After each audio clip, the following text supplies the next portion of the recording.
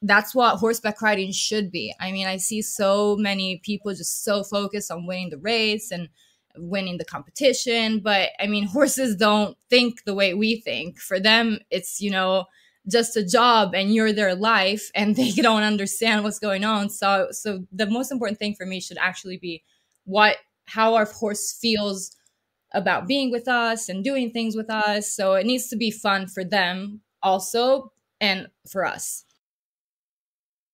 But definitely, I think, a good thing is always follow your dreams, follow your heart, follow what your intuition says, because you're always going to be right if you follow that. I talk to my horses as if they were my best friends every day. They know what I feel. They know my intentions and my emotions. So I think Amadeus knows, how grateful I am to have him in my life and how happy I am for him to be my partner and for us to be together on this journey. Welcome to the Horsemanship Breakthroughs podcast, a source for riding and training insights with the goal of helping your horse be a happy, light, and willing partner. I'm your host, Amalia Dempsey, a mainstream equestrian rider who discovered natural horsemanship, and now I help riders like you achieve connection and communication, so you can have more fun and fulfillment whilst prioritising partnership with your horse. Want to find out my horse training philosophy? Access the free Connection and Communication mini course at amaliadempsey.com.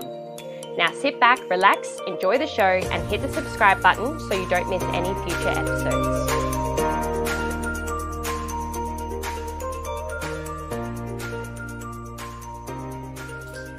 Welcome to episode 9 of the Horsemanship Breakthroughs podcast. Thank you so much for being here, and I'm really excited about today's episode where I interview Asia Dacquaroni, otherwise known as Wild Hearts Amadeus on Instagram.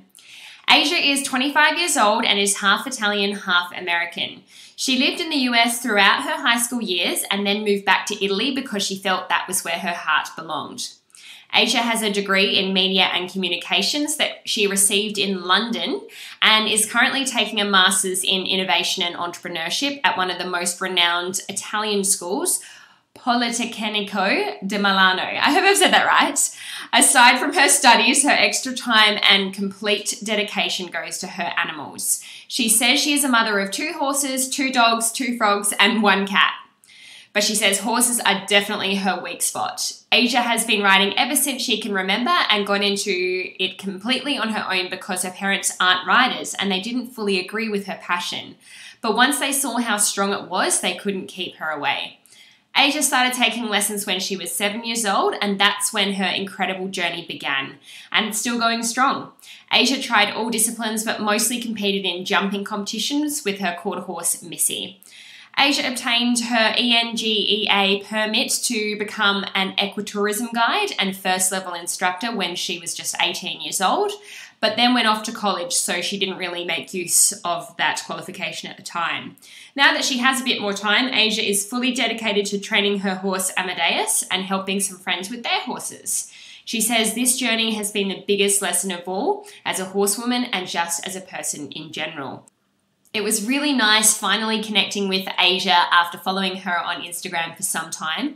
And there's some really beautiful messages within this podcast episode. Asia talks about her horsemanship journey to date, why she doesn't really do competitive jumping anymore. She talks about breaking her back to going on to building a relationship with a completely new horse. The story behind Wild Hearts Can't Be Broken. Why it's so important for horses to have a really healthy living environment, doing the opposite of what you think you should do. And she talks about who inspires her as well, and so much more in this episode. So I really hope you get a lot out of it and are inspired once again through this podcast to have a better relationship with your horse.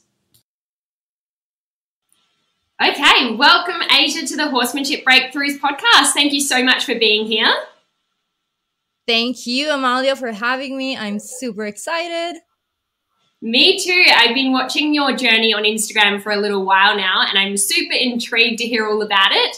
So let's hear from you. Tell us about your horsemanship journey to date, when you got into horses, and what has led you to where you are today. Okay, long story. I'll try to make it brief. So I started riding since I was literally 2 years old. my family is a non-rider family, but my mom would take me on trail rides. And when we would go on vacation, I would always ask her to go on trail rides. And so basically that's when I fell in love with horses. And I begged them to let me take lessons for a lot of years. And then when I was about 7, they agreed to start letting me have English lessons, because in Italy, where we're from, that's mostly the discipline that's done. It's like jumping English. So for basically 3 years, I took lessons with the school ponies and everything. But obviously, every little girl's dream is to have their own horse. So literally, I pestered my parents so much to get me my horse that they eventually, like, I drove them crazy. So for my 10th birthday, they surprised me and they bought me my first horse, and her name is Missy. She's a quarter horse. And my dad obviously has no idea of horses. And so he didn't know anything about the breed or just breeds in general. He just had this friend that had this quarter horse barn farm. And so he saw Missy, and she was only 4 years old, and he saw how well she was trained and how sweet she was. And so he said, okay, this is the horse I'm going to get for my daughter.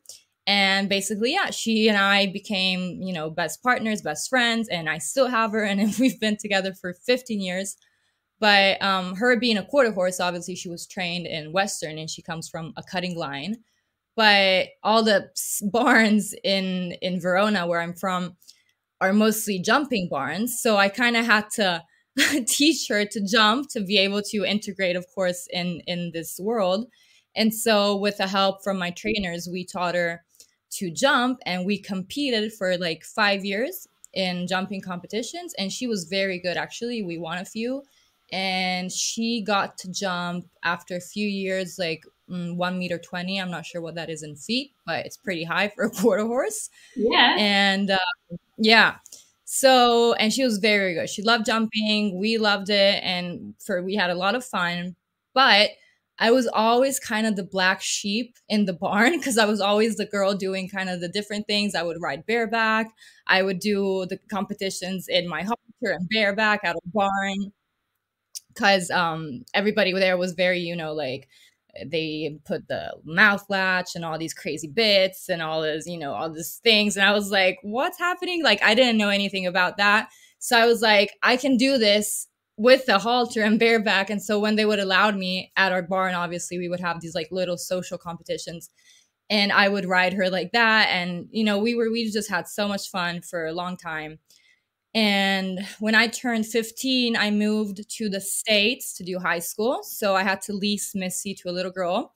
But it was really, she was out at the pasture, and then just had this sweet little girl that would ride her a few times a week. They didn't do anything stressful, so I was pretty happy about it. And then I came back after high school. So I got Missy back, but I gave up competitions and jumping basically forever, because I just wasn't into it anymore. And we just did trail riding and just had some fun and just relaxed, because also she started having navicular disease. She got it pretty early, so she couldn't obviously jump anymore, do anything crazy. So we just did trail riding. And then eventually, after a few years, it got a bit worse, and we tried everything to help her, barefoot, different shoes. We tried everything you could imagine, but it was very, very intense. So I just decided to leave her out in a pasture, a big pasture with a herd of horses, and just let her live her life that way. And so I just went to go see her every once in a while. And I was just happy that she was, finishing her career like a normal real horse. And obviously, then I went to university, and I couldn't ride as much. I didn't have time. But once I finished university, I really felt the need to have a horse and trail ride again, and just have, that feeling again of being able to ride and do your own things with your own horse. And of course, I couldn't do it with Missy for her health. So a year ago, I started searching for the horse. And that kind of led me to Amadeus and where I am today. So yeah, long story short. How good. Yes. So one question there around the show jumping. You mentioned that you weren't really into it anymore. Was that because your horse developed the navicular, or was there something else that made you think, I don't really want to do show jumping anymore? It was kind of both. Obviously the navicular, but also not having it done for like 3 years when I was in the States. I didn't really feel the need to do it anymore. I had a good career, like, those 5 years we did it. We were in competitions every weekend, waking up at 5 in the morning, all the stress and everything. And I just didn't want to put myself and her in that situation anymore. And my goal was never to become an athlete, jumping rider. My goal is the relationship with my horses, so that always came first, and that's why I just decided, I'm gonna give it up, and I just want now a horse to do trail riding and have fun, and just a good partner to live my life with no stress. Yeah, and I think so many people can relate to that because not everyone wants to, go to the Olympics and win the gold medals and compete at a high level. A lot of people just want to have a good relationship and connection with their horse and just have fun. Yeah, totally. I mean, I think that's what horseback riding should be. I mean, I see so many people just so focused on winning the race and winning the competition. But I mean, horses don't think the way we think. For them, it's, just a job and you're their life, and they don't understand what's going on. So the most important thing for me should actually be how our horse feels about being with us and doing things with us. So it needs to be fun for them also, and for us. Yes.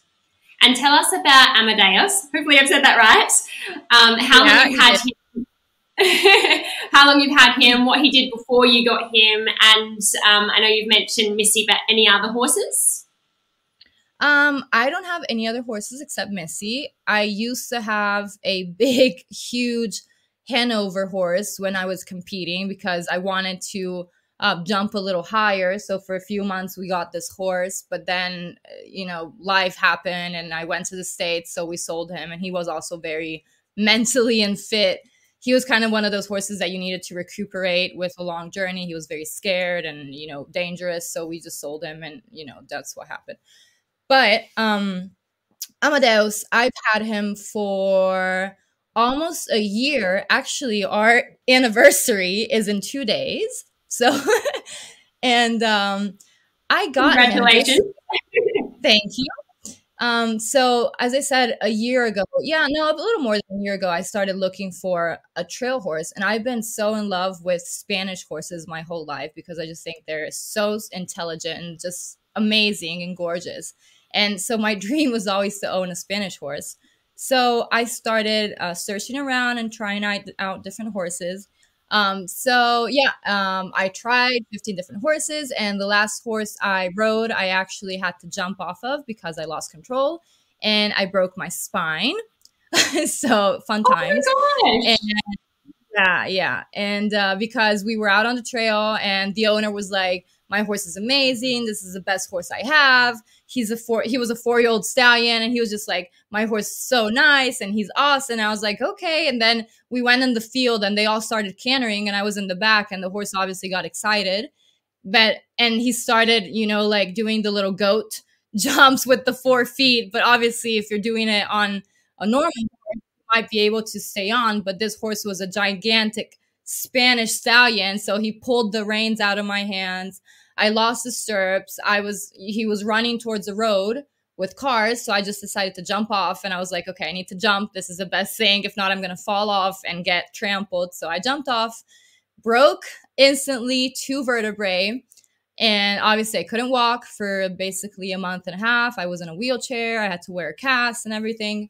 But while I was recovering, I got sent a picture of Amadeus, and I fell madly in love with him. And I was like, I need to see this horse. I need to try him. So I called my doctor. I was like, when can I ride? I need to know when I can be able to ride. And he was like, wait at least 2 months and then you can ride. And on the day that he said, okay, the 2 months have passed, I called these people and I was like, I'm coming over and I'm coming to try Amadeus.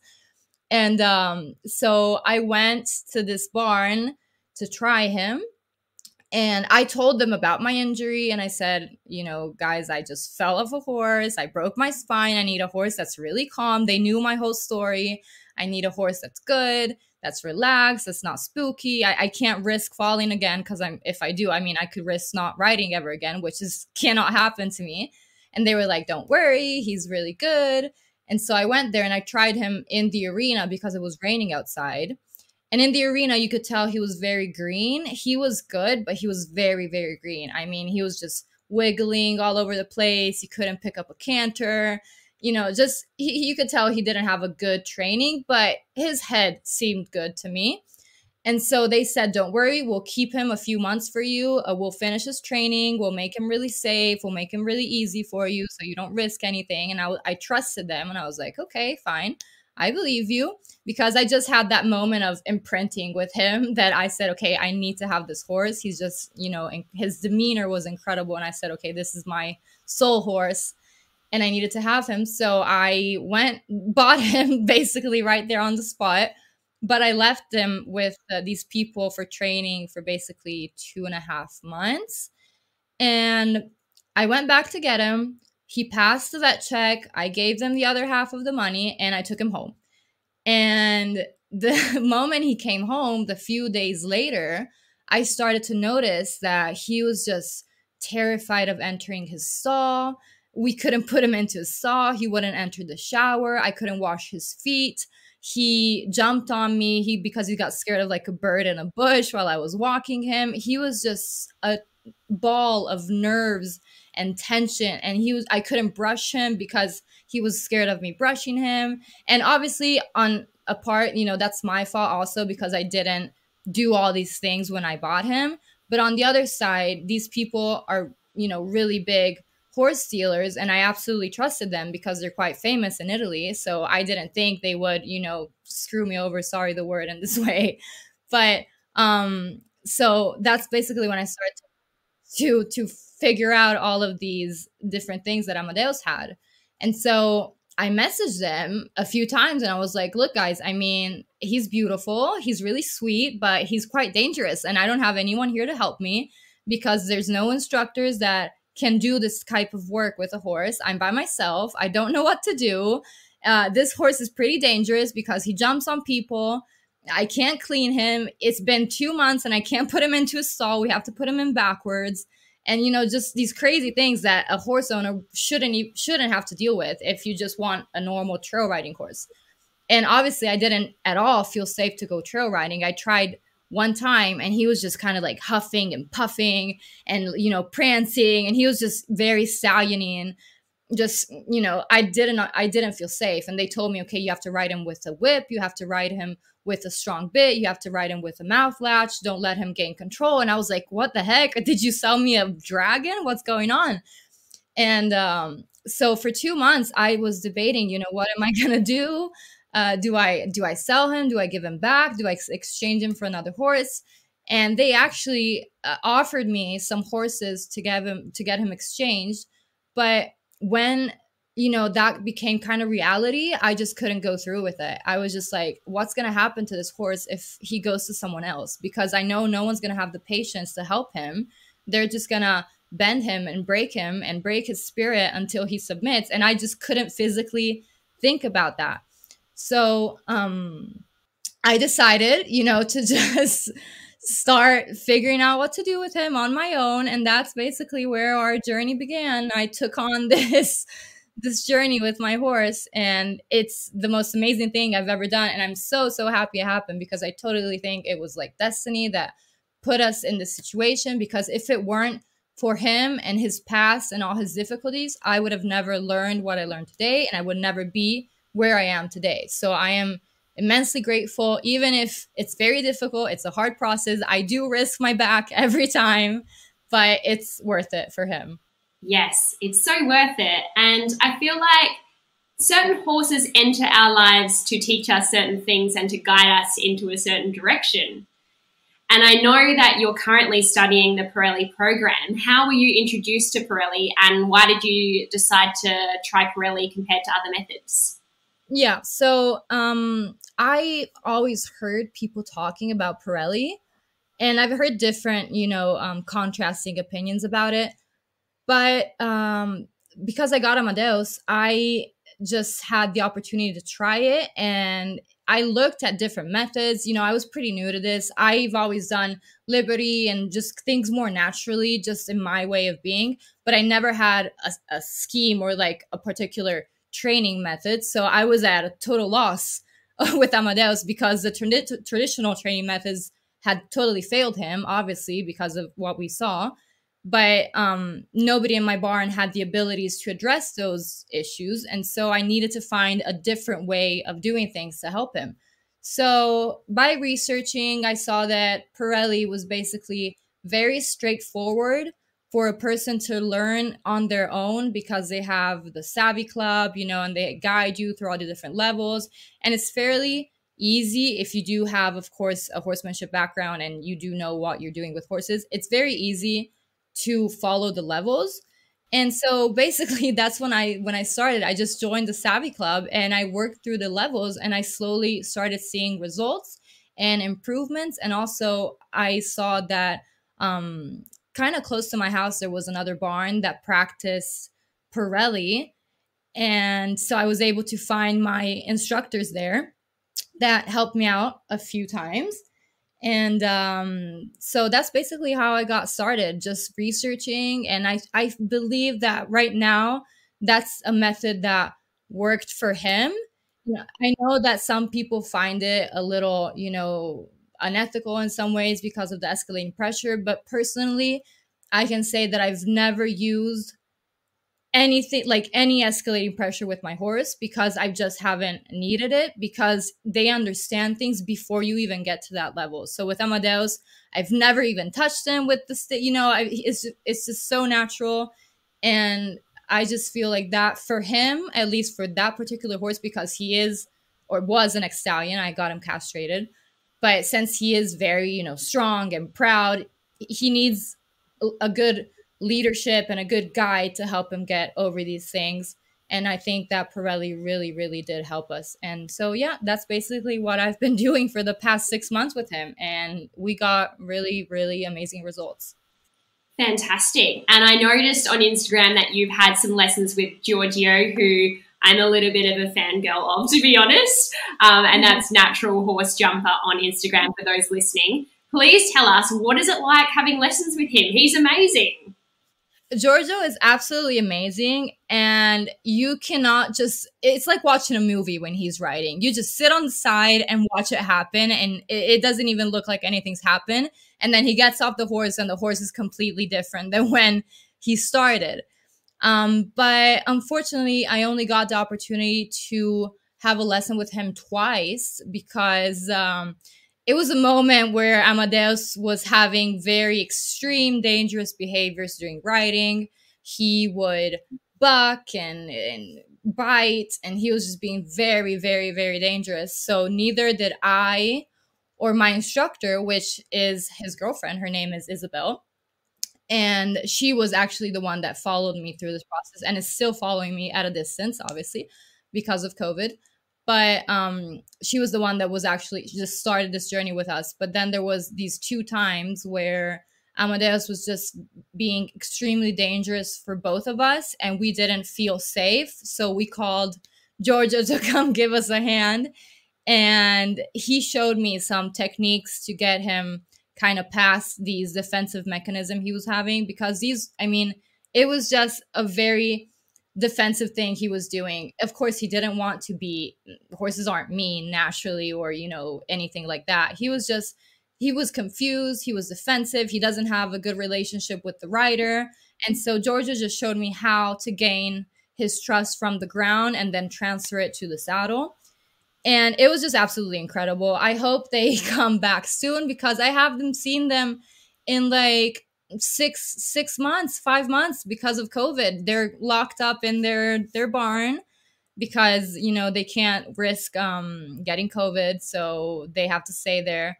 But hopefully once the situation settles a little bit, they'll be able to come back, because I really miss them and I can't wait to have another lesson with them. And I think both me and Amadeus would really benefit from it.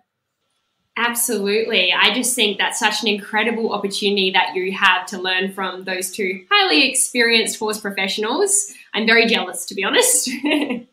No, it's awesome. They're very, very amazing. And just their style of teaching puts you in so much calm and peace. And they explain things, you know, in such an awesome way that it's so easy to understand. And then you leave feeling, you know, so hopeful. Actually, the first time that Giorgio came, he worked with Amadeus for about an hour. And then he said, okay, now you ride.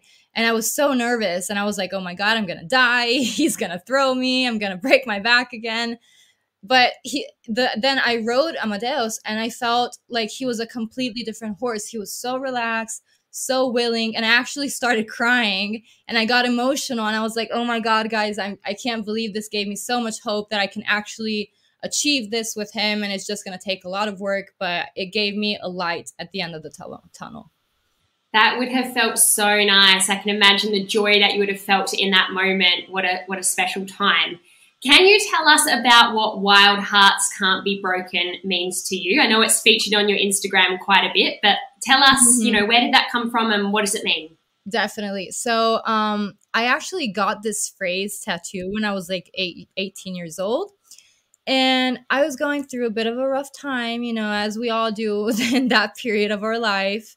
And I just needed a daily reminder that if you keep having a strong and wild and pure heart, then you can't be broken and people are not going to get to you. You need to remember to always be strong, to keep yourself wild and free. And so whatever happens in your life, they're never going to break you. So this quote is super important to me and it gives me strength throughout my life, even today when I need it. So when I started to get to know Amadeus, I saw that his past actually did try to break him and his spirit, but he never let that happen to him. He remained, you know, this wild, this beautiful, pure soul.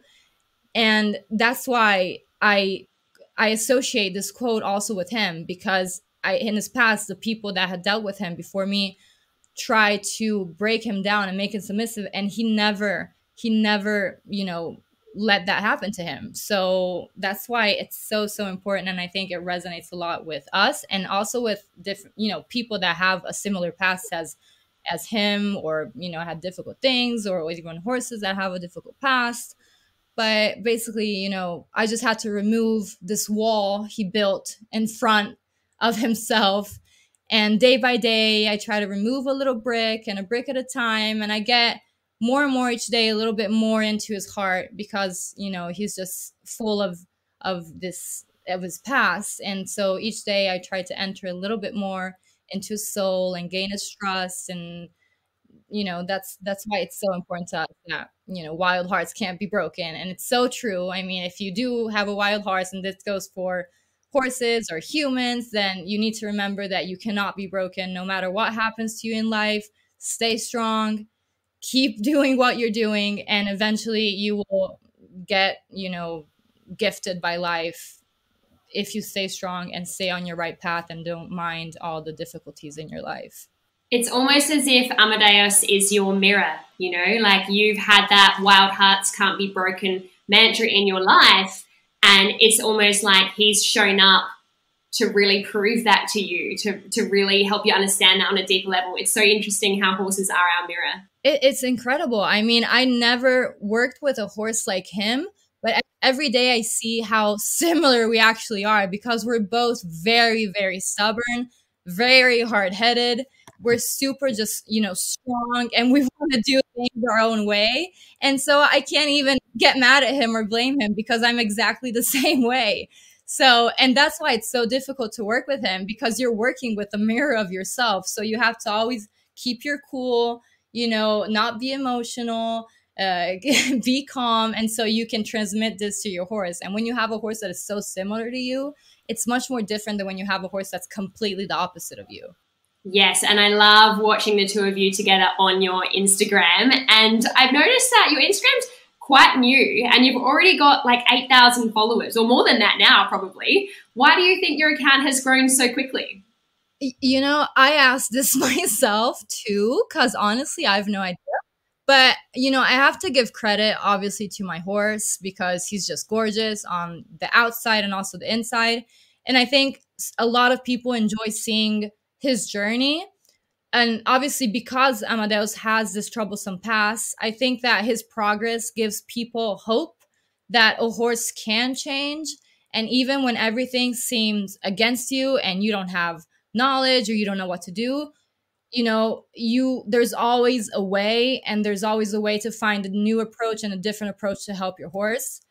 And I also think our followers enjoy the realness of our profile, because I always try to share the struggles and the challenges in this journey to show that horse training is not all roses and ponies. It's difficult, it's a lot of work, and you often don't see that on social media. And I think, a lot of influencers or just people on social media should really show what goes behind the horse training, because horses aren't born doing these amazing dressage movements. They're not born, cantering beautifully, cantering with flags on them. There's a process behind it. So I think it's really important to show the struggles and the realities so people don't feel alone in their struggles. So I think that's maybe why, we do have this following, even if the account has been open for a few months. But I think that's why, because we're real. We share a real story. It's our life. I don't sugarcoat anything. If it's going bad, I say it's going bad. When it's doing good, I say it's going good. So we try to keep it real on our page, and I hope they appreciate. Yes, I think people love that. And I love coming across accounts like yours where you're inspiring other people to be better with horses, to be kinder, to be more ethical. It's so nice to see, because quite often you come across really famous accounts that the horses don't necessarily look happy. Which brings me to the next question. What do you think makes a happy horse? Well, I think happy horses have nothing to do with humans. I mean, some humans think, horses need us, and I'm such a good owner, I clean him, and he has the best stall. But horses could not care less about the color of their fur or their stall they're living in, and so many people are focused on this idea. But to me, a horse needs forage, friends, and freedom.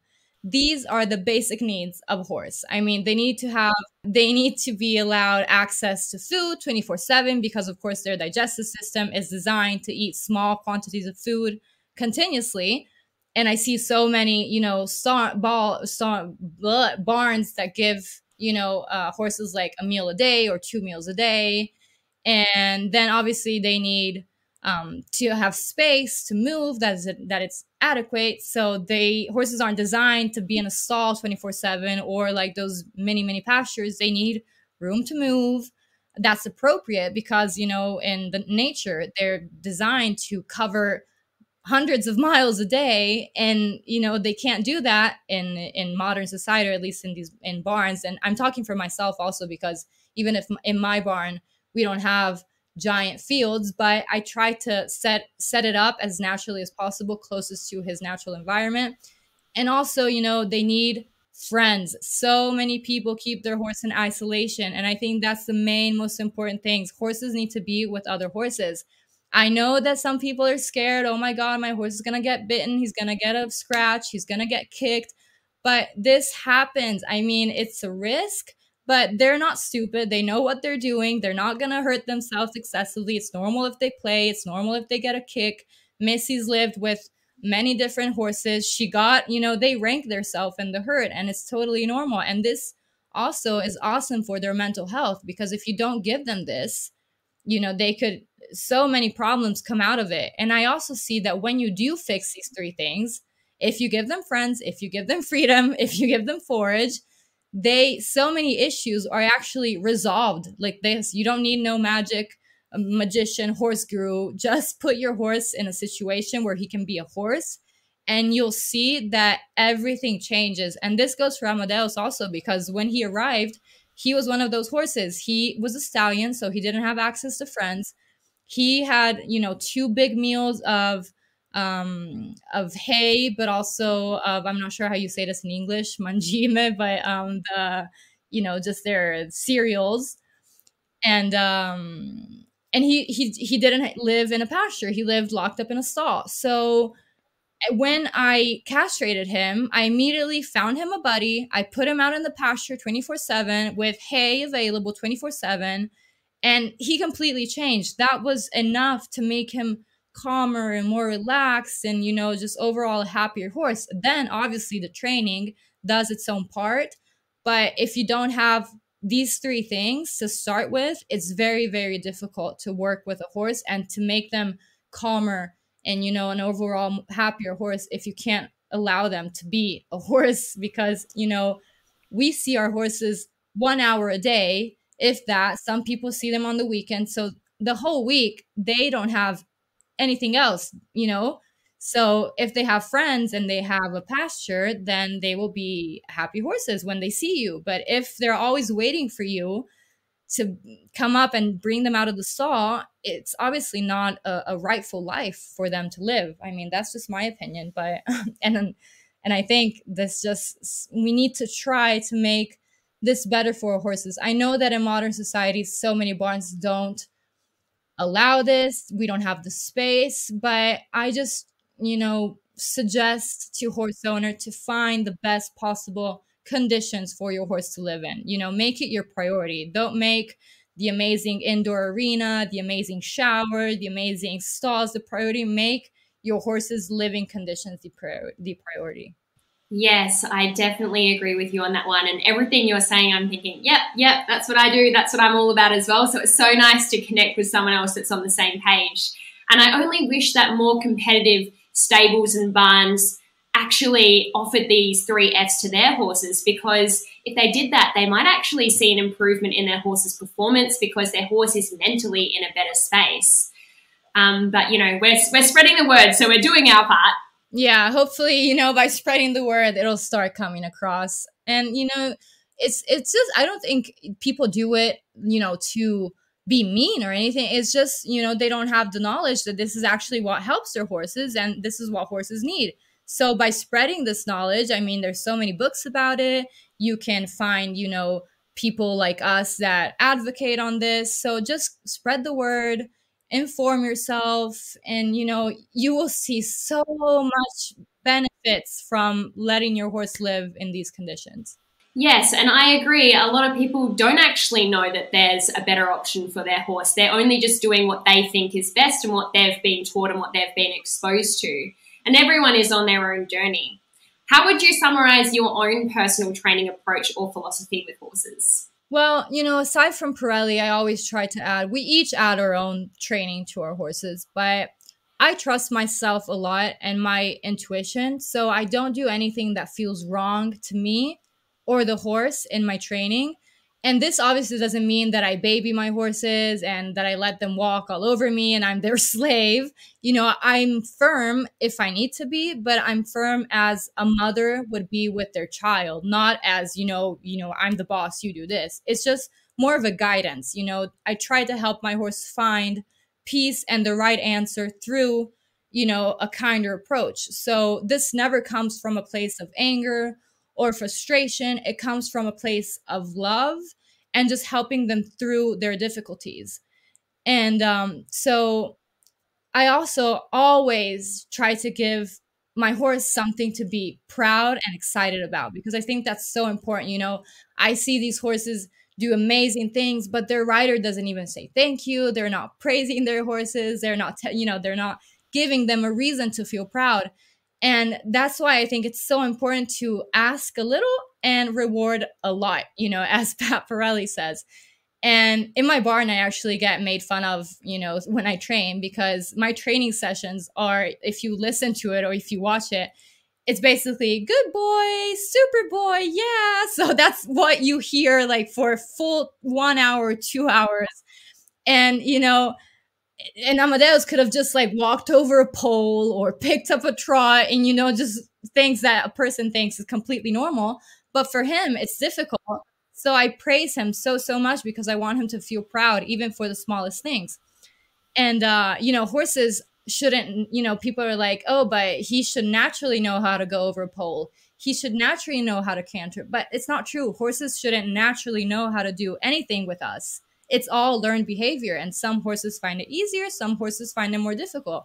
And with horses, with like Amadeus, it's so important because they're so proud in nature and just so strong-willed. It's really, really important to give them a reason to do things with us. If they don't enjoy what they're doing and they don't feel proud doing it, they're not going to do it. So that's why I find it super, super important just to praise Amadeus, even for the smallest little things he gives me, because it's such a privilege when they decide to actually collaborate with us. And so, you know, we don't need to take anything for granted because it isn't. Horses don't need to carry us. They don't need to be responsive. They don't need to be kind to us. They do it because, you know, they want to have that relationship with us, but you need to give them a reason to have this good relationship. So to me, being with him and especially being on his back, it's such a gift. And when he allows me to do that and he collaborates with me, I make sure that he knows that I'm so, so proud of him and that he's doing a really, really good job. Yes, and I think by voicing that out loud, it helps us to embody that positive energy that the horse can also feel. And I'm the same as you when I'm riding around. I know this because I video myself a lot. And when I play it back, I'm like, wow, I'm literally talking the whole time. And I even do this at competitions and people look at me really funny. But you know what? I'm past the point of caring, so it's all good. I'd love to know from you, what advice do you think people should ignore when it comes to horses? So the one thing that I always hear is that, you know, you should use force and you need to show the horse who's boss, or, you know, I hear instructors yelling at their students, like, the horse is doing whatever they want, show him who's boss, kick him in the ribs, use your whip. And I'm just like, why? I mean, why are you teaching this to your students? It's so not true. I mean, it's just that horses can learn to be sensitive and responsive to our aids, but it obviously takes a lot of time and patience, which most people don't seem to have. So they resort to the quick fix, which is, you know, putting spurs on, kicking them in the ribs, getting your whip, whipping them on the butt, and that gives you the quick fix. But in the end, what that gets you is a really, really dull horse, because they start to shut everyone out. They retreat into themselves. And, you know, that's when you get the school pony that people say, oh, he's just lazy, he's stubborn, he's desensitized. But in reality, it's just that he doesn't know how to be a horse anymore. And he feels like he's not allowed to express his emotions and communicate freely. So that's the main thing that really upsets me, is when I see people saying, oh, he can't feel you, whip him harder. He can't feel anything. He's a horse. He's so strong. But I mean, horses can feel a fly land on their body. And so if they can feel a fly land on their body, what makes you think that it can't feel a kick in the ribs or a whip on the butt? They totally can feel. They just decide not to listen because they, you know, they're just so shut down and so retreated into themselves. They, you know, they try to ignore everything that's going on. And so you can make these horses sensitive again, but it takes a lot of time. And obviously people don't have that. And it makes me really sad when I see these school ponies being ridden, you know, by kids that are learning these things from people that they look up to. And, you know, they grow up thinking, okay, I need to kick the horse, I need to whip the horse. And it's really, really sad that kids learn this in modern stables. And obviously this doesn't go for all instructors and everyone. There's always the exception. But in my experience, this is what I see very, very often. And I just see the poor horses thinking, oh my God, when is this going to end? Make it stop.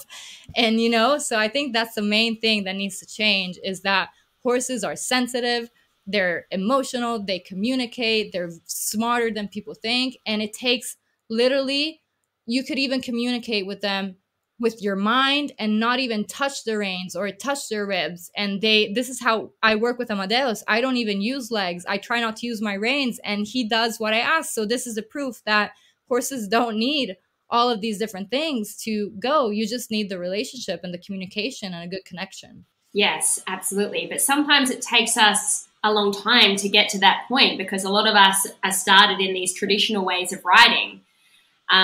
So we almost need like a school that starts off in natural horsemanship, that teaches children from the start, this is what we do on the ground. It's about the relationship. It's about the connection. But yeah, I don't know of any schools, at least where I am, that offer that. And look, none of us are perfect. I'd like to know from you what's something that you once did with horses that you now no longer do, and why is that? Definitely. I was actually one of those children that was taught that way. When I was little, I was taught kick the horse, pull to stop, whip when they're misbehaving. And I was taught the idea of punishment. But horses don't work on that, idea. So I obviously never felt comfortable with doing that to my horse. And I never did that. But still, I was taught that way. But obviously, just the way of riding with the bits and the strong things, I changed that way. Like now I totally understand that a horse can be ridden bitless. They can be ridden with very small aids, and they understand. So that's definitely something that I've changed. But I think the biggest thing that I've changed is learning to control my emotions a lot better. And it's difficult working with horses because some of them really test our emotional fitness. And, I used to get really upset about it when me and Missy would compete and something didn't go as planned. I would get frustrated. I would never, release my tension on her, but I would feel like I would get frustrated at her. And now I just realized that when something doesn't go as planned, it's never the horse's fault. It's just a communication issue. So, when you're a child, you're really easily influenced.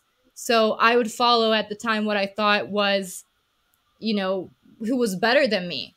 And obviously that wasn't the best decision for me and my horses. But today I've learned my lesson. And, I know that I always try to find the most ethical way to deal with my horse's issue, even if my horse is being very uncollaborative, dangerous, whatever they're doing. I try to keep my cool. I never release my frustration, because if you do, you only make things worse. I see so many, children I used to, even at competitions, their horse would, get third place and they would throw a fit and whip the horse. And oh my God, my horse is so bad. And, it's just really, really, sad those things still happen today.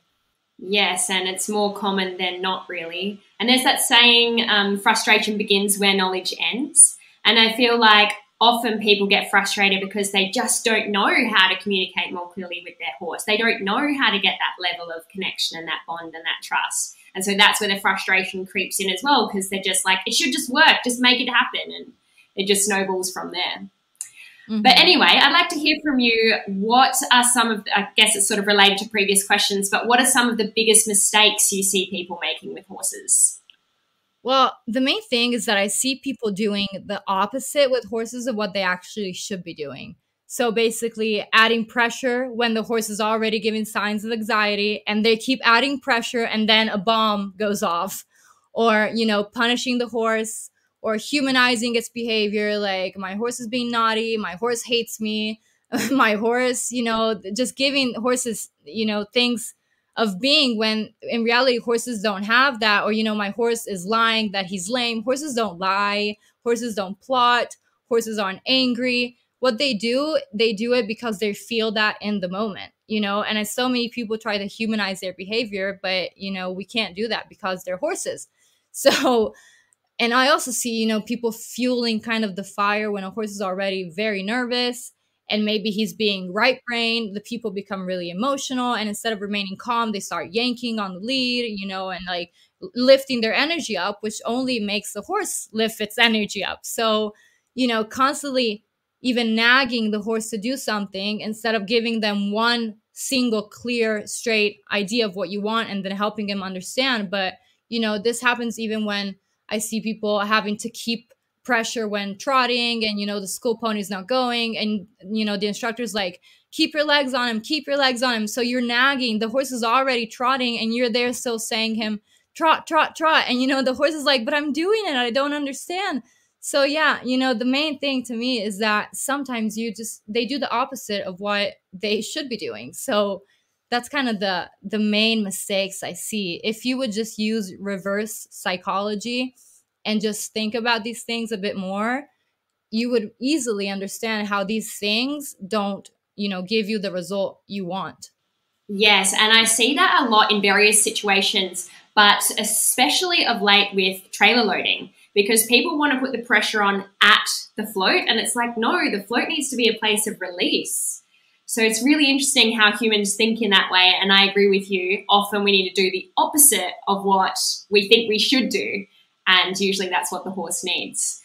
This is sort of related as well, but I'd like to know, what is something that you believe is true that a lot of horse people disagree with? Well, I mean, I think we could go on the same, what we were just talking about this, you know, that people think that you need to add pressure to get a horse to do something, when in reality you need to take it away. So basically, even with Amadeus, when he arrived, he was absolutely terrified of ground pose. And I mean, terrified. He wouldn't even come near one if it was 3 meters away from him.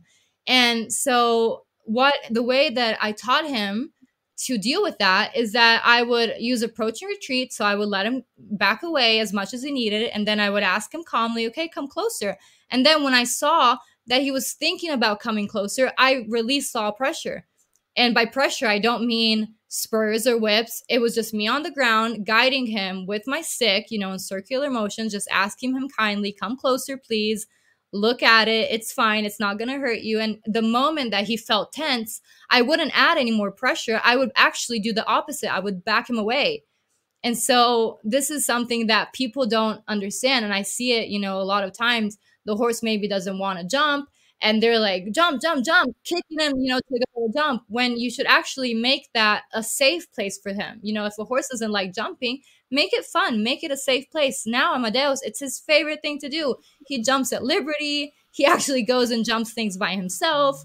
And when he arrived, he was so terrified. But just by listening to him and giving him his own time, you know, and doing this reverse psychology, oh, you're scared? Okay, let's go away from it.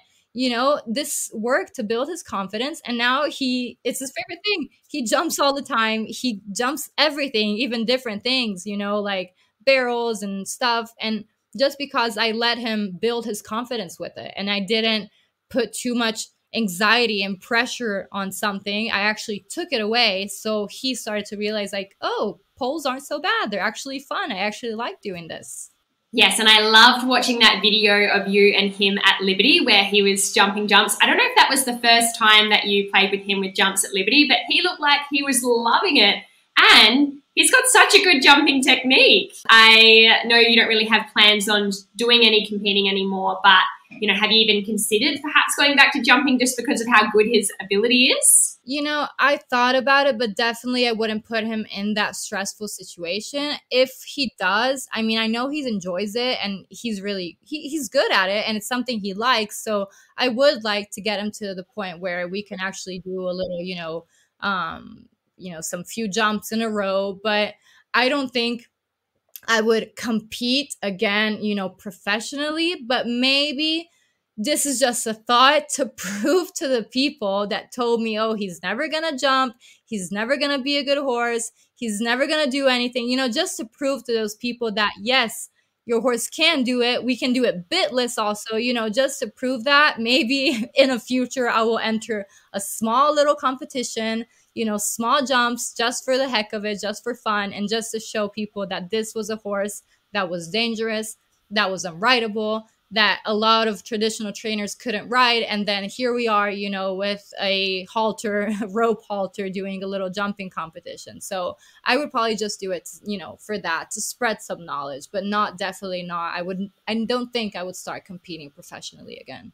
I think in the direction that you're heading, you'll be able to do it bridleless, girl. I hope so. Like completely no halter, no bridle, just a neck rope. That would be amazing. Now for something different, tell us what horse-related purchase has most positively impacted your life in the last 12 months? Okay, so I'm going to have to go with my Pirelli kit. So my rope halter, my lead, my carrot stick. So I basically live with those things. And I'm one of those people that really enjoy simple things. I don't like crazy bridles and bits and a bunch of ropes and latches, you know. I don't even understand these things. I've never used them. When I see it on horses, I don't even know what they're for because my brain doesn't work that way. You know, I think horses can find these movements naturally and I don't think they need all of these crazy things. So my rope halter is just amazing because I use it obviously as a bridle. So if I need a bridle, I just use my lead, tie a rope, and it becomes reins. if I need to do groundwork, I can use it to do groundwork. And obviously my carrot stick is like a second part of my body now because I use it for ground communication. It's just an extension of myself to make things more clear. And I use it when I go on trail rides, you know, if I'm walking, just in case, you know, if it gets a little right brain, it helps me regain the situation, communicate better with him. He's completely, you know, friendly with it. He knows what it means. And so these are basically the three things that definitely changed my life. And I never thought, you know, when I was younger that I would use these. I didn't even know what they were, you know. Even a rope halter is new to me. I always use normal like halters, but now I would never go back. And they are just so amazing. And, you know, when Amadeus arrived, they told me you need to ride him with a bit, you need to ride him with a mouth latch, with whips and spurs and all this. And it's been almost a year that he hasn't seen a bit. And, you know, I can comfortably ride him bareback on a trail ride with my sneakers on, you know, and he's fine. So this just proved that it takes time. You know, it took us a while to get here, but all horses can learn to be like this. You know, we don't need all of these extra, let's say, kind of aggressive things on our horses. And I'm not against bits at all, because I mean, I think in some situations they're useful, but I think they need to be used with, you know, with a good hand. You need to be able to use them correctly, because if you use them in the incorrect way, they can actually cause a lot of damage. Yes, absolutely. And that's something I think about a lot as well, the whole bit versus bitless. And I can ride my horses bitless, but I still use a bit sometimes. But it's definitely crossed my mind on multiple occasions.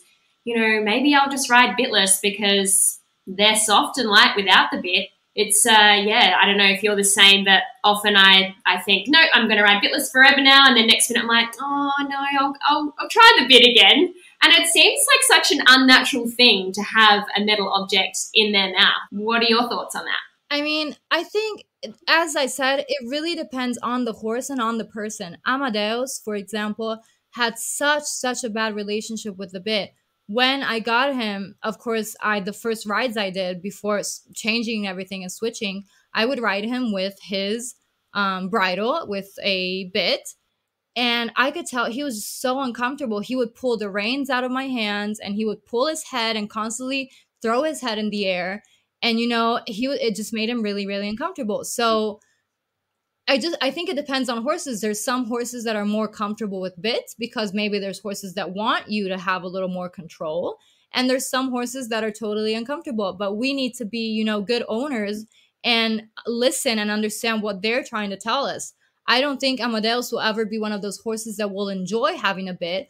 I do want to get him used to it, you know, just for the sake, you know, of showing him that it's okay and that he can, you know, have a positive experience with it in case that if in the necessity that we ever would need it. I don't know why, but in the necessity that we would, I just want to, you know, just even for sake of training and for myself and for him, show him that it can be a positive experience.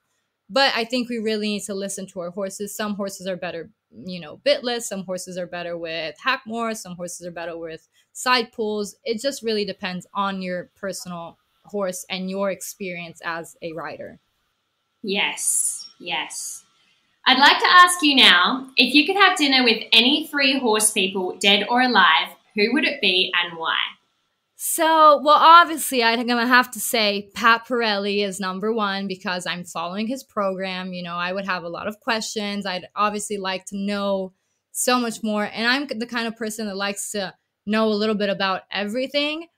But, you know, Pat is that since I'm following his program, I would definitely would like to know also how it started and his thoughts on it and, you know, and just different things about it.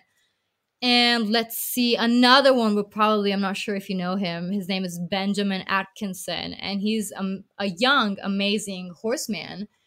And he does a lot of liberty work with his horses, and he works with like 5 horses at a time. And he does the most amazing things and makes it look like magic.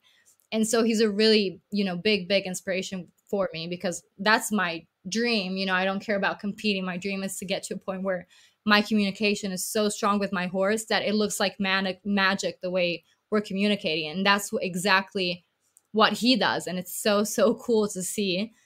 And A third person would probably be Yvette Blokish. Sorry, Yvette, if you will ever hear this. I don't know how to pronounce your last name. But on Instagram, Featherlight Horsemanship. And I think she's such an amazing horsewoman. You know, she does things so naturally. Just her aura is so calm and so relaxed. And I've seen her change horses completely. And she's this young, you know, girl, and she does deal with these horses that are actually quite dangerous. And then after a few sessions, they're like puppy dogs. And I think she's absolutely, you know, amazing. And she also does all of this with compassion and helping the horse find its own relaxation, its own softness, and its own dealing with its own body and learning to, you know, use his body in a positive way. Yes, I follow Yvette's Featherlight Horsemanship on Instagram as well, and I've also dabbled in her online academy. And just her energy is so lovely, and I think it really highlights that the horses really respond to that. If you show up with the right energy, a lot of those problems tend to kind of fade away because they can really feel your intention and your innocence, I guess. The next question is, if you could turn back the time and talk to yourself 10 or 20 years ago, maybe 10 for you, you're quite young, what would you tell yourself? I would probably tell myself to not listen so much to everyone else, but follow my heart more and follow my intuition. Because, you know, many things I did in my life, I did thinking of other people and not thinking of myself. And, you know, I thought I needed to do these because that's what people wanted from me. So, but if I would go back, I would definitely have started following my dreams sooner, like this one. But, you know, I guess everything happens for a reason, and better late than never. I'm here now. If I could go back, I would have started this journey, you know, 20 years ago when I was 5. But unfortunately, I didn't have the opportunity to do it that time. But definitely, I think, you know, a good thing is always follow your dreams, follow your heart, follow what your intuition says, because you're always going to be right if you follow that. I love that. And I know that you are currently working on your level 3 with Pirelli. And aside from the Savvy Club and following that pathway, which is a huge part of your learning process, I'm guessing, but how else are you continuing to learn about horses, and exactly what are you currently studying? Well, I think I learn every moment that I'm in their presence. Every day that I'm around horses, I learn something different, because horses are the ones that teach us in the end, you know, what we need to know. But, you know, aside from that, I try to study a little bit on the Savvy Club each day, and that's my main thing. I'm also a member of the Featherlight Academy, so I love also watching her videos and, you know, watching all of what she has to say. But mostly that's the way I'm studying. I also read a lot of books, natural horsemanship books and forums. So I try to study basically every day. I get on the Savvy Club, try to progress in my knowledge of the Savvy Club, get on the Featherlight Academy and progress on that. And then obviously I learn from my horses, which are the biggest teachers, because if it weren't for them, I wouldn't learn anything, because Amadeus is the one that gives me feedback on what I'm teaching. So I think that is the biggest way that you could study. And if it weren't for COVID, I would love to attend more clinics and, you know, do more hands-on things. But unfortunately now the situation keeps us all online. So I've been on my own without my instructors for 5 months.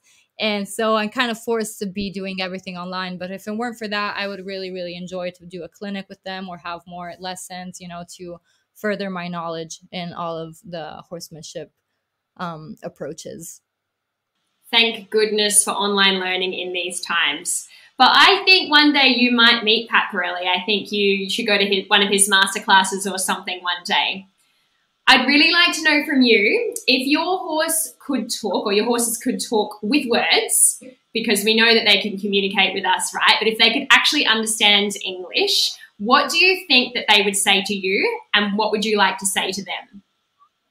Well, I think Missy would tell me that she's proud of me, since, you know, we've been together such a long time, and she saw this major shift in me, you know, from going to the person that competed and was that in that world to what I am today. So I think if she could, she would tell me that she's proud of the woman that I have become and am becoming.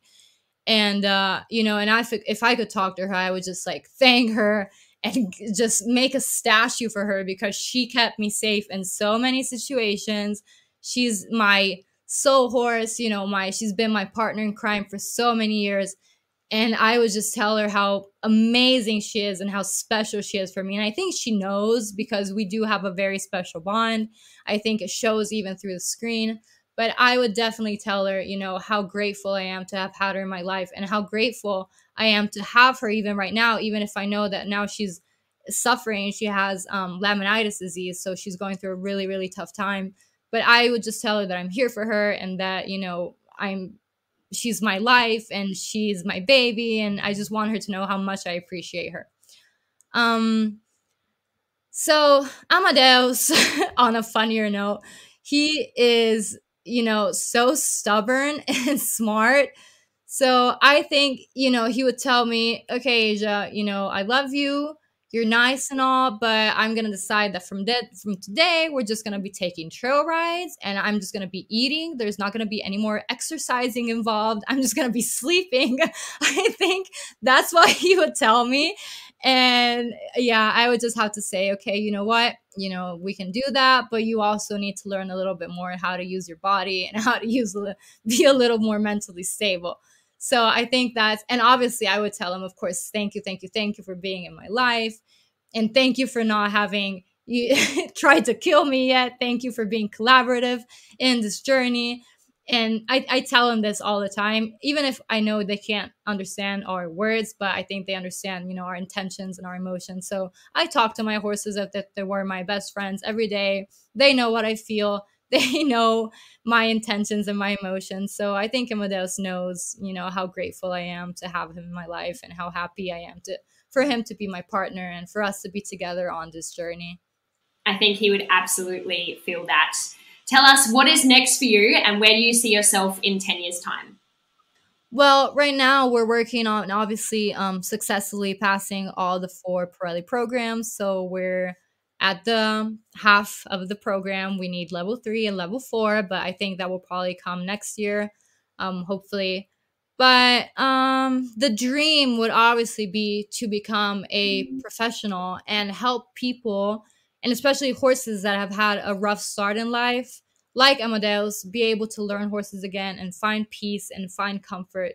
So in 10 years, I would just love to be at the service of, people and horses that do have these difficulties with, in their relationship. So me having it lived in first person, I know exactly what it means. I know, I have this experience, so I can totally understand people that are going through the same thing. And I would love to help them, overcome any of these difficulties. I know it's a long journey. I have so much to learn, but that would be absolutely my dream. And it's always been my dream. And I feel like I am on this earth to help, people and horses find this mutual way of being and find happiness. So I really hope that I can achieve this dream in the future.